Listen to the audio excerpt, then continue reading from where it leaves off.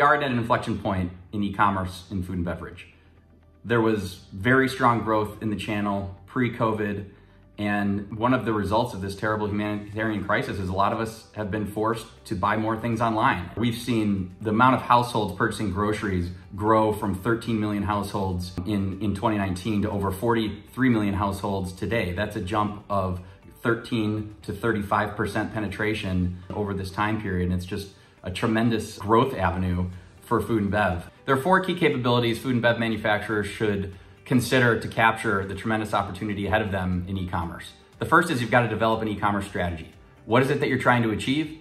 What's the size of the prize and what's going to be the return on investment? The second is organizing for success. How are we going to change our organizational structure in order to capitalize upon this opportunity? And we can look upon retailers for some clues. A lot of the leading retailers actually have separate organizations for their e-com versus their brick and mortar division because they're different businesses and they're running them as such. The third is pricing and price pack architecture. You've got to get your pricing right in e-com. The pricing transparency and the pace of price changes is much faster online than it is brick and mortar. You might see price changes a couple of times a day online as opposed to a couple of times a month in brick and mortar. And with pricing, it's not just how quickly you set the pricing, it's your price pack architecture strategy and setting those swim lanes by channel such that we actually have different offer online and in brick and mortar so that we can reduce some of that price comping, which can lead to a race to the bottom with our retail partners. The fourth capability is optimizing the digital shelf.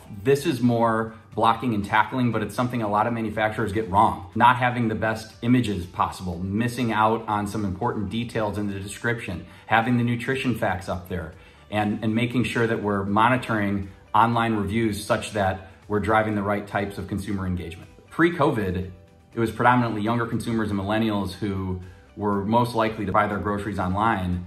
And because of the safety aspects of folks just simply looking to avoid going to the grocery store to stay at home, especially during lockdown, we've seen a lot of older consumers start to buy groceries online for the first time.